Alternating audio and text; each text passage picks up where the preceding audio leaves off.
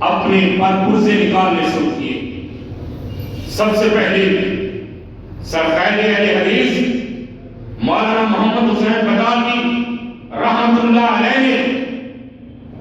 اس کا مواخذہ کیا، اس پہ تکفیر کا فتویٰ لگایا، فتویٰ مرتب کیا، اس پہ سید نذیر حسین دہلوی کی مہر تصدیق ثبت کروائی۔ پھر اس دور میں جو کاروں کا، بسوں کا، ریلوں کا دور نہ تھا، وہاں بھی بیل گاڑیاں چلتی ہوں، اونٹ گھوڑے ہوں گے، سوار ہو کے سفر کر کے 200 علماء سے اس فتوے پہ تصدیق کروائی اور پھر اس کو گھیرا۔ اور ان کے بعد شیخ الاسلام مولانا ثناءاللہ احمد سری نے اپنے اخبار اہل حدیث میں جب اس پہ پابندی لگی، مرکہ قادیان میں اس کا ایسا محاصرہ کیا کہ مرزا کو جہاں پہنچا جا کے پکڑا، مرزا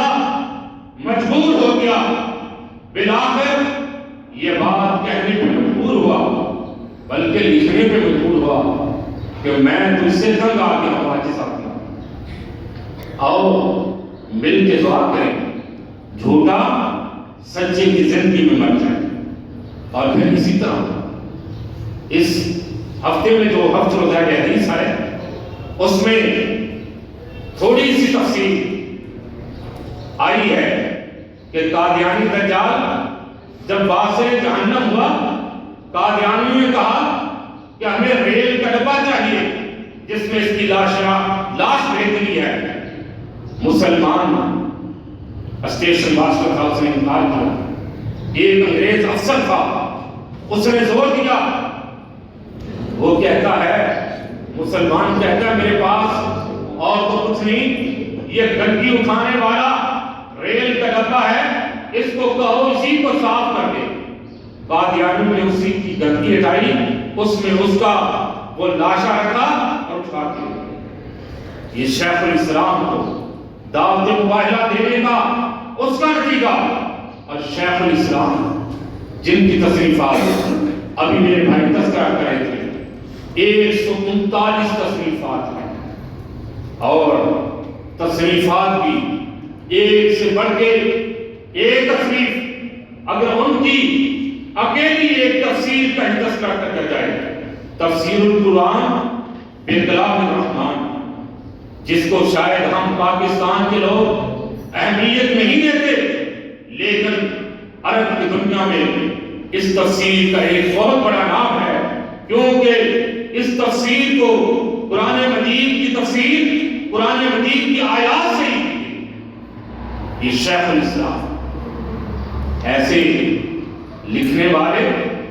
کہ جب ایک بدبخت نے رسول کائنات صلی اللہ علیہ وسلم کی شان میں گستاخی کی، آپ صلی اللہ علیہ وسلم کے بارے میں گستاخانہ کتاب رنگیلا رسول لکھی، تو اس کا جواب دینے کے لیے بیٹھے، ایک ہی نشست میں بیٹھ کے مقدس رسول صلی اللہ علیہ وسلم نامی کتاب لکھے، اس کا جواب ہے شیخ الاسلام، جنہوں نے وقت کے لحاظ سے جب اس دور میں اہل حدیث کہلوانا اور پھر اہل حدیث کے جو مسائل ہیں، جو سنت ہے، رفع الیدین کرنا، آمین بالجہر کہنا، فاتحہ خلف الامام، ان پہ عمل کرنا، اس دور میں ہندوستان میں بہت مشکل تھا، عملی نہ کیا، بلکہ عملی طور پہ اس موضوع پہ کتابیں لکھ کے دنیا کو دعوت عمل کی۔ شیخ الاسلام کون کون سے پہلو کا تذکرہ کیا تھا؟ توحید کا کلمہ حق بلند کرنے کے لیے اس پاداش میں ان کے سر پہ ایک نوجوان نے، جسے مولوی نے ورگلایا تھا، بھڑکایا تھا، اس نے یا رسول اللہ کہتے ہوئے اس ثناءاللہ احمد سسری رحمہ اللہ کے سر پہ ٹوکے کبار کیا، پگڑی پہنی تھی، زخم لگا، وہ قاتل مجرم پکڑا گیا۔ اللہ اکبر!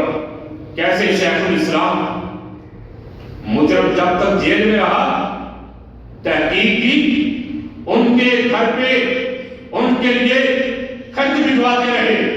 اور پھر اس کے بعد وہ نوجوان جب رہا